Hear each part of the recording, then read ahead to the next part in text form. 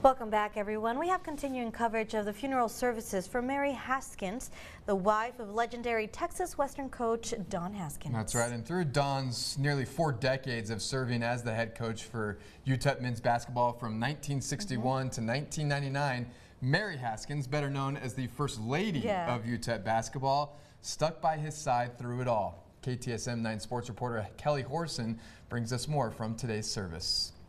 Mary Haskins was laid to rest today after passing at the end of last month at the age of 93. She was considered the First Lady of UTEP men's basketball and wife to legendary head coach Don Haskins. Many current and former head coaches came out today to celebrate Mary's life, and former athletes as well, which did include players from that 1966 national championship team. When I met her, it was always, it was a warm feeling, and when times got hard, and she'd always say, don't worry about it, it's going to be all right. Former Miner Neville Shedd, former coach Tim Floyd, and current UTEP head coach Joe Golding were just a few of the names in attendance today, sharing stories at the service about Mary and the woman that she was, highlighting her caring and loving nature, the perfect fit to Don's gruff personality, who earned the nickname the Bear.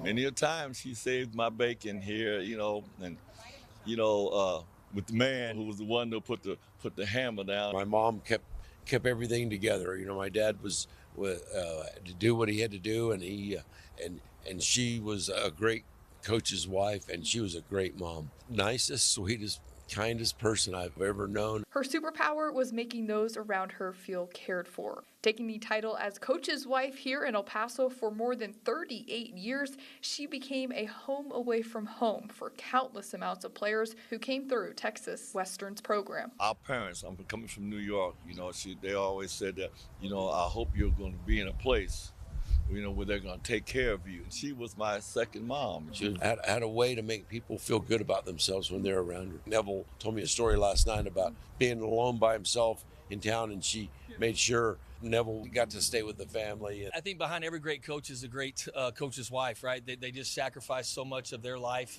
for us because we're never around. We're always with other players, and so they raise our kids, and then they raise our players, and I think Mary amplifies that in everything she did and what she was about. She'll always be the First Lady of UTEP basketball, just like Coach will always be the GOAT of UTEP basketball. Mary's reach went beyond just the basketball program. She had a deep love for the city of El Paso, the couple choosing to spend the rest of their time in the Sun City following Don's retirement in 1999.